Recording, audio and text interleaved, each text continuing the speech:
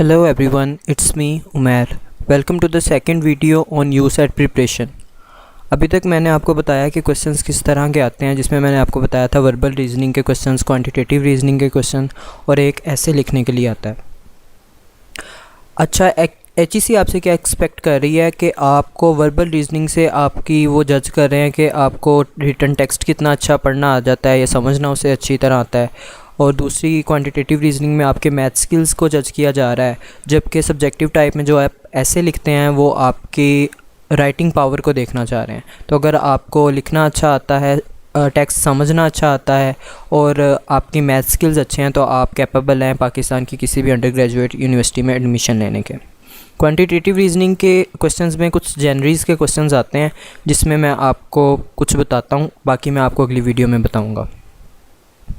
सबसे पहले to subscribe my channel and press bell icon for more updates.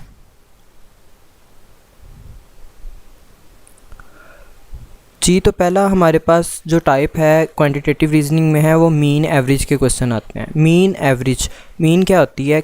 Some of all the numbers divided by total numbers of observation.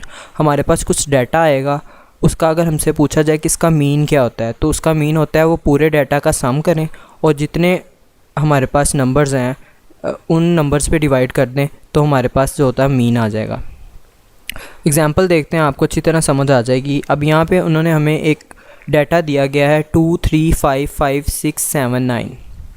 कहा गया है कि इसका हमने मीन या एवरेज फाइंड करके देनी है। मीन और एवरेज एक ही चीज़ होती है। तो सोल्यूशन इस तरह, जिस तरह मैंने आपको बताया, पहले सारे डाटा को आप सम करें। सम इसका 35 आया और नंबर कितने हैं इनको देखें। 1, 2, 3, 4, 5, 6, 7 नंबर ना टोटल, तो 7 पे इसे डिवाइड कर देंगे 35 को, तो हमारे पास जो मीन आया है वो है 5। इसी तरह दूसरी जनरी के क्वेश्चंस जो हमारे पास आते हैं वो हैं मोड के क्वेश्चंस। मोड क्या होता है?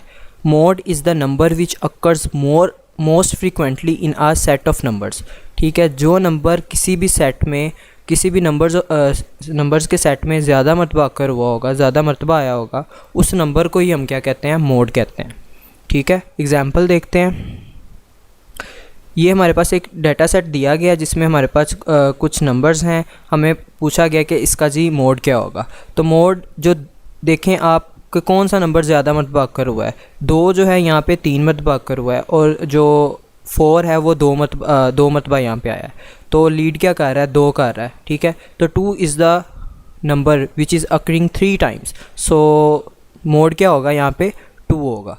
ठीक है, ओके जी। नेक्स्ट जनरी के क्वेश्चंस जो हमारे पास आते हैं वो हैं जी मीडियन। मीडियन क्या होता है? मीडियन को ज़रा समझें। Central number of sorted given data, यानी हमारे पास जो डाटा है सबसे पहले हमने उसकी सॉर्टिंग करनी है। असेंडिंग ऑर्डर में हम उसकी सॉर्टिंग कर लेंगे। यानी यहाँ पे जो डाटा दिया गया है वो है, फ़र्ज़ करें 2, 8, 5, 3 है। ये किसी ऑर्डर में नहीं लिखा गया, आप देख सकते हैं, क्योंकि 2 के बाद 3 आना चाहिए, फिर 5 आना चाहिए, फिर 8 आना चाहिए। तो सबसे पहले हम इसकी सॉर्टिंग करेंगे। सॉर्टेड में हमने इसको लिखा है, तो हमारे पास आया है 2, 3, 5, 8। इसको कहते हैं सॉर्टिंग हो गई है। एग्जाम्पल देखते हैं जी।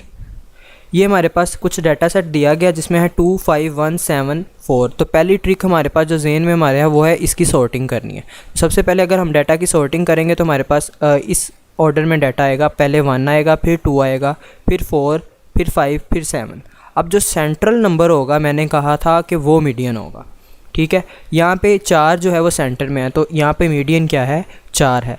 लेकिन अगर हमारे पास जो नंबर ऑफ़ हमारे पास डाटा है, यानी जितना हमें डाटा दिया गया है उसकी वो इवन नंबर्स में है। यहाँ पे तो ऑड नंबर में था ना, यानी टोटल कितने नंबर से? पहली वाली एग्जांपल में 1, 2, 3, 4, 5 नंबर थे। ठीक है, यहाँ पे अब देखें, व्हाट इफ़ 2, 5, 3, 6, 4, 9, ये कितने नंबर बन रहे हैं? ये 6 नंबर बन रहे हैं। अब 6 की सेंट्रल लोकेशन क्या होगी? 6 के सेंटर में 2 नंबर होते हैं। जहाँ भी इवन होगा ना, तो उसका सेंटर कोई एक नंबर नहीं बनेगा, 2 नंबर बनेंगे। सबसे पहले मैंने आपको क्या कहा है कि मीडियन फाइंड करना, तो सबसे पहले आपने सॉर्टिंग करनी है। 2, 3, 4, 6, 7, 9। यहाँ पे सेंटर में क्या नंबर आ रहे हैं? 4 और 6 आ रहे हैं। अब हमने रिक्वायरमेंट यहाँ पे क्या थी कि हमने इस डाटा का मीडियन फाइंड करना है। अब यहाँ पे अगर हमने मीडियन फाइंड करना है तो हमारे पास बीच में 2 नंबर आ रहे हैं। अगर तो एक नंबर आएगा तो वही हमारा मीडियन होगा। अगर 2 नंबर आएंगे तो उन 2 नंबर की हम एवरेज फाइंड करेंगे, जितनी एवरेज आएगी वो मीडियन होगा। Now there are two numbers, ठीक है। इन दिस केस जो मीडियन होगा वो क्या होगी, एवरेज ऑफ 4 and 6 होगी। 4 और 6 की एवरेज मैंने बताया जहाँ पे हमने मीन और एवरेज के क्वेश्चन सॉल्व किए हैं, एवरेज किस तरह लेते हैं। 4 और 6 को ऐड करेंगे, 4 और 6 कितने नंबर हैं, 2 नंबर हैं, 2 पे डिवाइड कर देंगे, जो आंसर आएगा वो होगा मीडियन। इस केस में हमारे पास सम जो है वो 10 आ रहा है, 10 डिवाइडेड बाई 2 जो है वो है 5, so median is 5 in this case.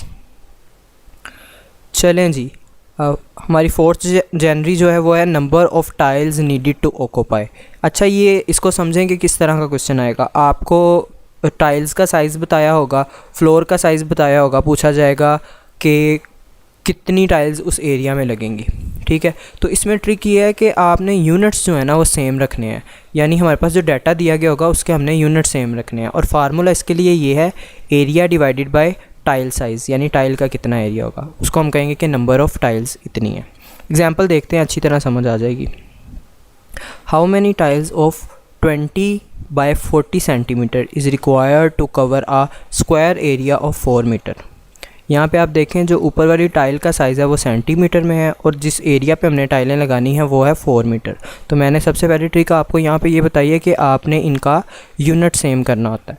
तो यूनिट सेम करेंगे, पहले 4 मीटर में कितने सेंटीमीटर होंगे, 400 सेंटीमीटर। मीटर से सेंटीमीटर में जाने के लिए हम 100 से मल्टीप्लाई करते हैं, ठीक है। अब यहाँ पे हमारे पास जो एरिया आ गया है जहाँ पे हमने टाइल्स लगानी है वो भी सेंटीमीटर में है और टाइल्स भी सेंटीमीटर में है, ठीक है। तो हमारे पास फार्मूला क्या है कि area bye tile size. Area अब देखें जो हमें बताया गया है 4 मीटर में लगानी है और 4 मीटर के स्क्वायर में लगानी है। तो स्क्वायर का एरिया क्या होगा, स्क्वायर की एक साइड अगर ए है दूसरी साइड भी ए ही होती है, पता है ना आपको कि स्क्वायर की चारों साइडें बराबर होती हैं। तो स्क्वायर का एरिया क्या होता है, एक side multiply by second size. तो एक साइड भी यहाँ पे 4 है और दूसरी साइड भी 4 मीटर ही है, यानी 400 बाय 400 सेंटीमीटर का एरिया आ जाएगा। तो 400 बाय 400 एरिया के यहाँ पर आ जाएगा, मल्टीप्लिकेशन देंगे और टाइल से मल्टीप्लाई कर देंगे तो टोटल हमारे पास जो टाइल्स आती हैं वो 200 टाइल्स आ रही हैं। लास्ट जनवरी के जो हमारे पास क्वेश्चन आते हैं वो स्पीड डिस्टेंस फार्मूला से आते हैं। यहाँ पे भी ट्रिक यही होती है कि हमने इनके यूनिट्स को सेम करना होता है। हमें पता है कि speed is equal to distance by time होती है। एग्जांपल देखते हैं, Ali is driving a car on motorway at the speed of 90 kilometres per hour, how many distance he will cover in 30 minutes. तो सबसे पहले अगर हम इसे देखें मैथमेटिकली देखें तो सबसे पहले हमने अपने यूनिट सेम करने हैं। जो आगे वाला टाइम है वो है 30 मिनट्स में, हमने इसको और में लिखना है। तो 30 मिनट्स हाफ और बनाता है, जिसे हम कहते हैं 0.5 और। यहाँ पे अगर हम अपनी पुट करें, हमारे पास डिस्टेंस गिवन नहीं है, स्पीड गिवन है और टाइम गिवन है, तो हमारे पास डिस्टेंस आ जाएगा जी 45 किलोमीटर। अच्छा, अगर हम इसका सोल्यूशन ना देखें और इसको वैसे समझने की कोशिश करें, 90 किलोमीटर पर आवर की स्पीड पे वो क्या कर रहा है, ट्रैवल कर रहा है, ठीक है। यानी 1 घंटे में वो 90 किलोमीटर करता है सफ़र तय। तो 30 मिनट्स में कितना करेगा, यानी हाफ़ आवर में कितना करेगा, ज़ाहिरी बात है उसका हाफ़ ही करेगा। तो 90 का हाफ़ 45 ही होता है। ये था जी क्वांटिटेटिव रीजनिंग का पार्ट 1, यानी जो मैंने आपको बताया है। आगे मैं आपको बताऊंगा एनटीएस के क्वेश्चंस जो हमारे पास क्वांटिटेटिव रीजनिंग से आते रहे हैं और किस तरह के क्वेश्चंस आते हैं। कुछ जनरीज़ हैं उन्हें पहले समझ लें। थैंक यू सो मच, अल्लाह हाफिज़।